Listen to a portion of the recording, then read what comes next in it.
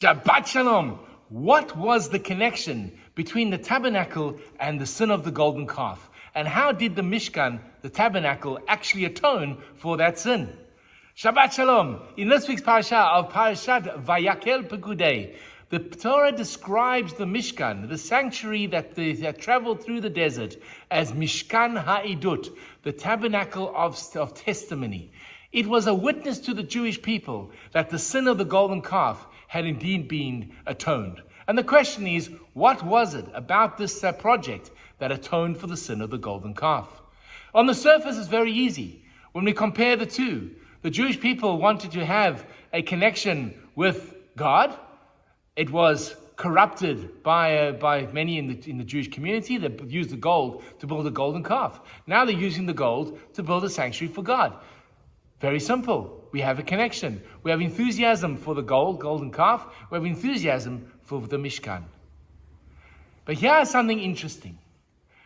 The Torah tells us that on the 1st of Nisan, the Mishkan comes online. It's finally up and running and working. The Medrash comments and says, you have to understand that when the Mishkan was actually built was months before. It was already up and running by Tevet, 3 months before it was actually open for business. And the question we have to ask ourselves is, why did the Torah tell us, why did God tell Moses, delay the project? Do not start serving me now, wait for 3 months. If anything, the enthusiasm of the Jewish people to atone for the sin of the golden calf meant that they worked with great intensity, with zeal, with emotion to build the sanctuary as quick as possible. Let us try and restore the relationship with you, God, as quickly as possible. But God goes, no, you're not coming into the Mishkan until the 1st of Nisan. And the answer given by the rabbis is the lesson of what it was to atone for the sin of the golden calf. What was the sin? The main part of the sin was that Moses was not there. He was delayed in coming back. The people started to panic. They built a golden calf. They worship the golden calf, and they almost lose their lives and connection to history. When God says to Moses, tell them to build the Mishkan. Yes, the easy part was to bring the gold, bring the utensils, bring the fabrics, build the structure. That was the easy part. But they had the same enthusiasm. And that's the most important part of the correction of the sin of the golden calf, was the need to wait. We are not bringing this project online until you learn to wait. How many times do we say to our kids, wait, not yet? Unfortunately, we live in a world where everything's online. I need an answer, Google it. Quickly. I need food, Uber it. I can get whatever I want. It's so easy. I'm going to need dinner, microwave it. The ability to wait, that skill has been lost. And God says to the Jewish people, had you waited just a little bit, Moses would have come down with the 2 tablets. He would have presented, and Moses would have led you into the land of Israel. But because you couldn't wait, you couldn't have the patience to wait those few minutes, history would change forever. And that's to atone for the sin. I'm going to make you wait. Not just a day.